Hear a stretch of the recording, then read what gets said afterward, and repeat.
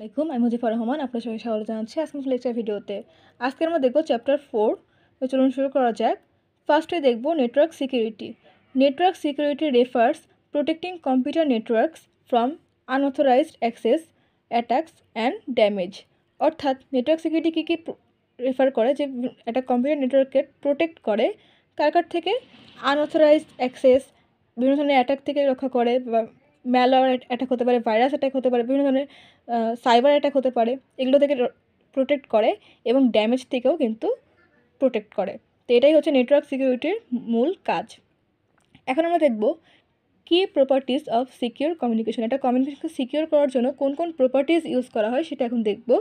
First of all কোন properties use করা হয় সেটা হচ্ছে কনফিডেন্সিয়ালি, দেন সেকেন্ডটা হচ্ছে মেসেজ ইন্টিগ্রিটি, থার্ড পয়েন্টটা হচ্ছে এন্ড পয়েন্ট অথেন্টিকেশন, আর 4 নম্বর পয়েন্ট হচ্ছে অপারেশনাল সিকিউরিটি।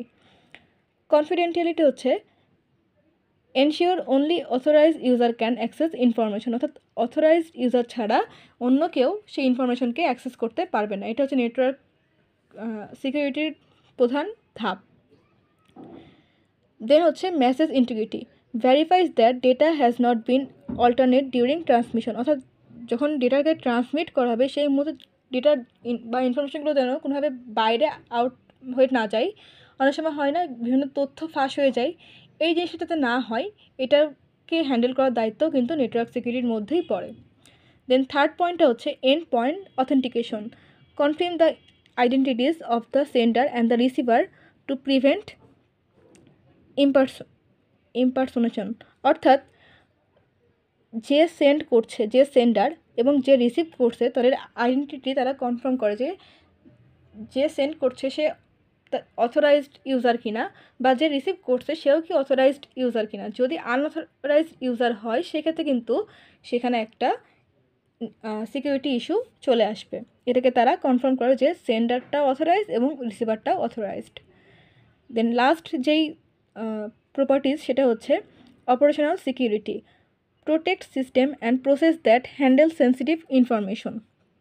অর্থাৎ অপারেশনাল সিকিউরিটি কী করে, আমাদের সিস্টেমকে বা যে কাজগুলো আমরা করি নেটওয়ার্কিংয়ের মাধ্যমে আমাদের কম্পিউটার, ফোন, বিভিন্ন ধরনের ডিভাইস কানেক্ট থাকে, সেগুলোর মধ্যে যে সেন্সিটিভ ইনফরমেশনগুলো থাকে সেগুলোকে যাতে প্রোটেক্ট করা যায় এবং বিভিন্ন প্রসেসের মাধ্যমে সেটাকে যাতে হ্যান্ডেল করা যায়, সেটার মেন কাজটাই করে থাকে অপারেশনাল সিকিউরিটি।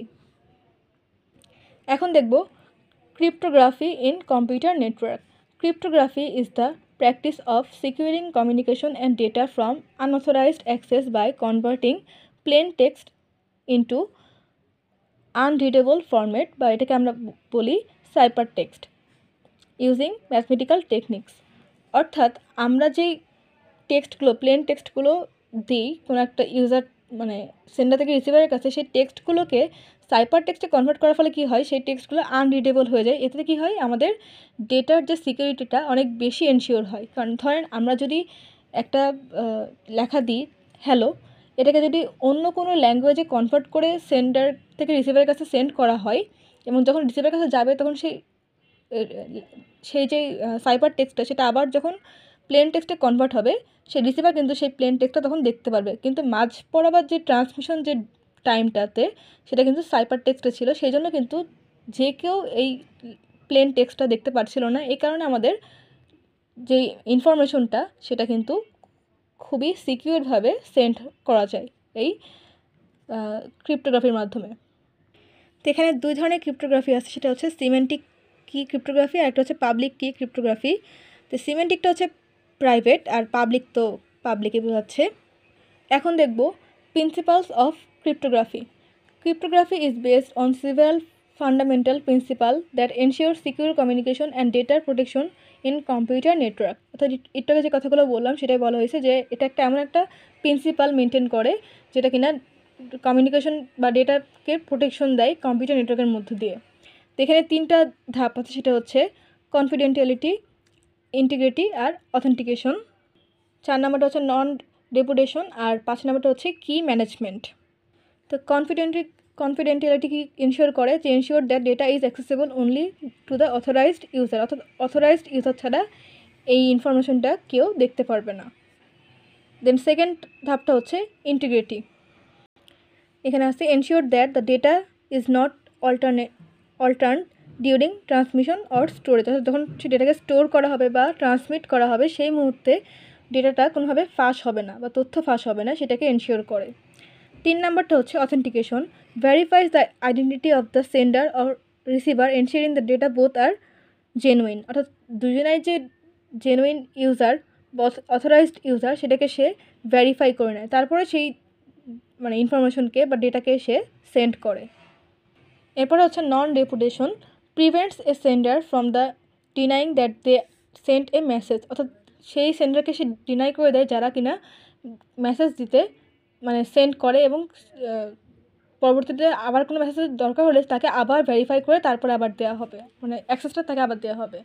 দেন 5 নাম্বার পয়েন্টটা হচ্ছে key management, proper management of encryption key is crucial for maintaining security, অর্থাৎ এনক্রিপশন পদ্ধতিতে যাতে আমাদের যে ক্রুশিয়াল যে ইনফরমেশনগুলো আছে বা ক্রিটিক্যাল যে ইনফরমেশনগুলো বা সেন্সিটিভ যে ইনফরমেশনগুলো আছে সেগুলোকে সিকিউরিটি মেনটেন করা হয় এই কি ম্যানেজমেন্টের মাধ্যমে।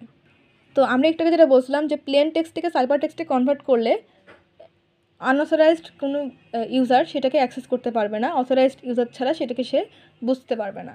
তো এই প্লেন টেক্সট থেকে সাইবার টেক্সটে কনভার্ট করার জন্য দুইটা টেকনিক আছে, সেটা হচ্ছে সাবস্টিটিউশন টেকনিক আর একটা হচ্ছে ট্রান্সপোজিশন টেকনিক। তো আমরা মেনলি সাবস্টিটিউশন টেকনিকটাই দেখব। তো ফার্স্টে দেখব সেজার সিপার, এখানে হচ্ছে প্লেন টেক্সট দেওয়া থাকবে ABCD।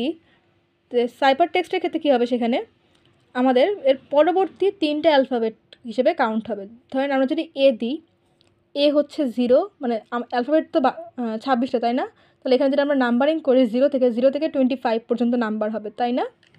এই যে এখানে যদি আমি A দিই তাহলে এর পরবর্তী 3টে অ্যালফাবেট পরে যে অ্যালফাবেটটা আমরা পাবো সেটাকে আমরা নিব সাইবার টেক্সটের ক্ষেত্রে। যদি আমরা A দিই তাহলে পরবর্তী 3 নাম্বার অ্যালফাবেট কোনটা, D তাই না, এই যে 3 নাম্বার, এটাকে আমরা নিব।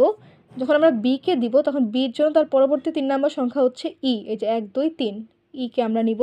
যখন আমরা সিকে দিব, সির পরবর্তী 3 নাম্বার সংখ্যা হচ্ছে F, তাহলে আমরা এখন Fকে নিব। এইভাবে আমরা সিজার সাইফারের মাধ্যমে প্লেন টেক্সট থেকে সাইবার টেক্সটে কনভার্ট করতে পারি।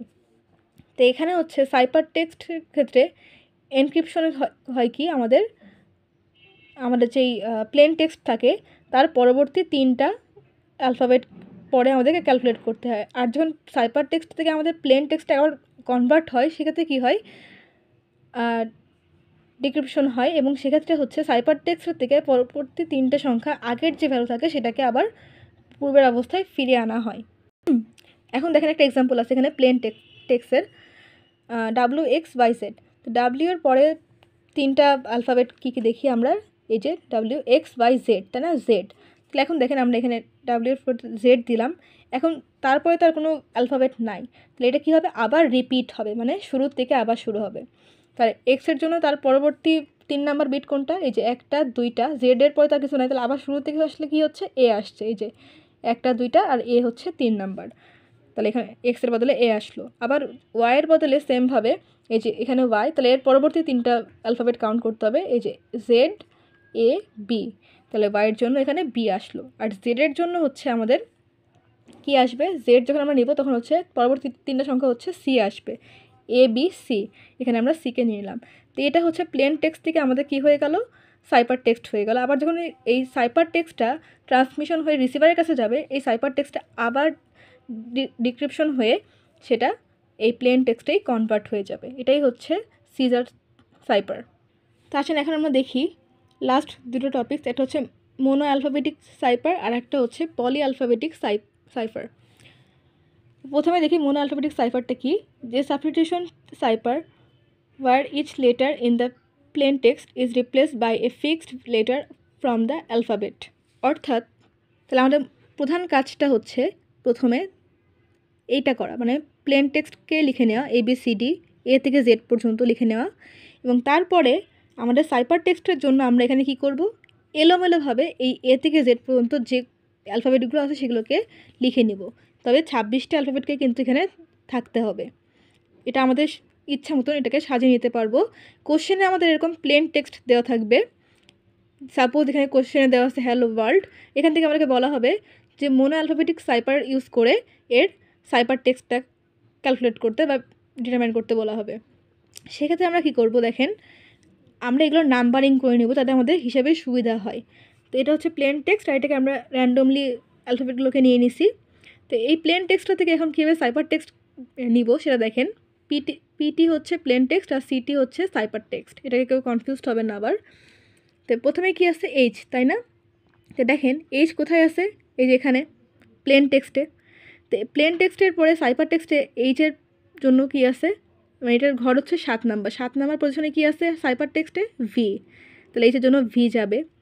দেন হচ্ছে ই আছে, তাই না? তাহলে এখানে প্লেন টেক্সটে আবার দেখব ই কোথায় আছে, এখানে এর নাম্বার কত 4। আবার সাইপার টেক্সটে এসে আমরা দেখব 4 নাম্বার পজিশনে কোন ভ্যালুটা আছে, সেটা হচ্ছে সি। তাহলে এখন ইর বদলে সি আসলো। দেন হচ্ছে কি আছে এল, HELL, তাই না? তাহলে এল কোথায় আছে এই প্লেন টেক্সটে, এই যে এখানে এল আছে, এটার হচ্ছে 11। তাহলে আমরা আবার সাইবার টেক্সটে চেক করব কোথায় 11 আছে, যে এখানে। তাহলে যেহেতু ডবল এল সেহেতু 2টা এক্স বসবে। আর ও হচ্ছে কোথায় আছে, ও আছে হচ্ছে এখানে প্লেন টেক্সটের ক্ষেত্রে। তো এটার পজিশন হচ্ছে 14 নাম্বার পজিশনে সাইবার টেক্সটে কি আছে এইচ, এই যে এইচ বসলো। সেমভাবে ওয়ার্ল্ডের ক্ষেত্রে আমরা এখান থেকে প্লেন টেক্সট দেখে নিয়ে এখান থেকে সাইপার টেক্সটটা খুঁজে লিখে নিব। তবে অবশ্যই কিন্তু আপনারা এই নাম্বারিংগুলো করে নেবেন, নাহলে কিন্তু আপনাদের মানে ক্যালকুলেশনে বা নাম্বারিং করতে ভুল হয়ে যেতে পারে। আপনাদের সুবিধার্থে এই নাম্বারগুলো করে নেওয়ার জন্য আমি বলছি। তো এটা হচ্ছে মোনো অ্যালফাবেটিক সাইফার। আশা করি আপনারা এটা বুঝতে পারছেন যে কীভাবে কাজ করে। তবে এটা মনে রাখবেন যে আমাদের প্লেন টেক্সটটাকে এ থেকে জেড পর্যন্ত লিখে নেব এবং সাইফার টেক্সটকে এ থেকে জেড পর্যন্ত অ্যালফাবেটগুলোকে এলোমেলোভাবে লিখে নেব এবং সেগুলো নাম্বারিং করে নেব যাতে সুবিধা হয় আমাদের খুঁজে পেতে। দেন আমাদের কোশ্চেনে যে প্লেন টেক্সট দেওয়া থাকবে সেখান থেকে খুঁজে এই প্লেন টেক্সট থেকে সাইপার টেক্সট আমাদেরকে ডিটারমাইন করতে হবে। এটাই হচ্ছে মোনো অ্যালফাবেটিক সাইফার।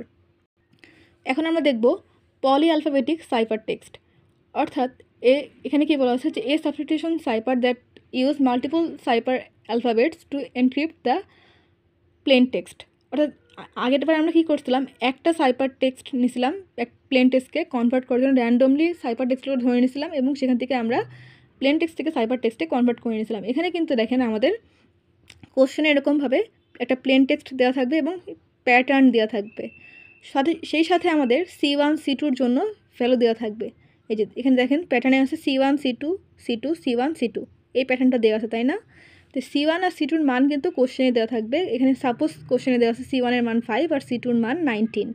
তো এখান থেকে এখন আমরা তাহলে আগেরটার মতন এখানে কাজ হচ্ছে আমাদের প্রথমে প্লেন টেক্সটগুলোকে লিখে নেওয়া, এ থেকে জেড পর্যন্ত লিখে নিব এবং সেগুলোর নাম্বারিং করে নিব। দেন হচ্ছে C1 আর C2-র জন্য দেওয়া আছে কত 5, C1-এর জন্য 5 আর C2-র জন্য 19, তাই না? তো এই যে C1 আর C2-র জন্য এখন আমরা অ্যালফাবেটগুলোকে সাজিয়ে লিখে নেব। কীভাবে লিখব দেখেন, এখানে C-এর মান কত দেওয়া আছে 5, তাই না? তাহলে 5টা সংখ্যাকে আমরা বাদ দিয়ে 6 নাম্বার যে অ্যালফাবেট থাকবে সেখান থেকে কাউন্ট করব। তাহলে 5টা সংখ্যা কোনগুলো, এই যে 1 2 3 4 5 ই পর্যন্ত, তাই না? তাহলে আমরা যেহেতু 5 আছে তাহলে 5-এর পর থেকে 6 নাম্বার যে পজিশনে যে অ্যালফাবেট থাকবে সেখান থেকে শুরু করব। F G H I J K এরকম থেকে জেড পর্যন্ত, F থেকে জেড পর্যন্ত লিখব। জেড পর্যন্ত হয়ে গেলে C1-এর ক্ষেত্রে মানে F থেকে জেড পর্যন্ত লেখার পরে কি হবে, আবার সেটা রিপিট হবে, মানে আবার ABCDE এই 5টা অ্যালফাবেট যে বাকি ছিল সেটাকে আমরা লাস্টে বসিয়ে দেব, দিয়ে সেটাকেও নাম্বারিং করে নিব। দেন হচ্ছে C2-র হচ্ছে 19। তাহলে আমরা এখানে দেখি 19 নাম্বার পজিশনে কোন অ্যালফাবেটটা আছে, 19 নাম্বার পজিশনে আছে হচ্ছে S। তাহলে এর পরবর্তী অ্যালফাবেটগুলোকে আমরা নিব। তাহলে টি থেকে শুরু করবো, টি থেকে জেড পর্যন্ত লিখবো আগে, টি থেকে জেড পর্যন্ত লেখার পরে আবার রিপিট হবে এ থেকে তখন আবার এস পর্যন্ত যাবে, মানে যেখানে যে শেষ হয়েছিল 19 পজিশনে সেখানে যেয়ে আবার থেমে যাবে। তো এইভাবে আমরা C1 আর C2-র জন্য প্রথমে অ্যালফাবেটগুলোকে সাজিয়ে নিব। এখন কাজ হচ্ছে আমাদের যে প্যাটার্ন দেওয়া থাকবে সেটাকে লিখে নেওয়া এবং যেই প্লেন টেক্সট থাকবে সেটাকেও এই প্যাটার্ন অনুযায়ী তার নিচে লিখে নেওয়া। যেমন C1-এর জন্য B, C2-র জন্য B, C2-র জন্য B, আবার C1-এর জন্য I, C2-র জন্য W, C1-এর জন্য I, মানে যে এই লেখাটা এটাকে আমরা একটু ভেঙে লিখে নিব এই প্যাটার্নটা সাজিয়ে নিয়ে। এখানে দেখেন মোট কয়টা ওয়ার্ড আছে, টোটাল ওয়ার্ড আছে 1টা 2টা 3টা 4টা 5টা 6টা 7টা 8টা 9টা 10টা 11টা 12টা 13 14 15, 15টা।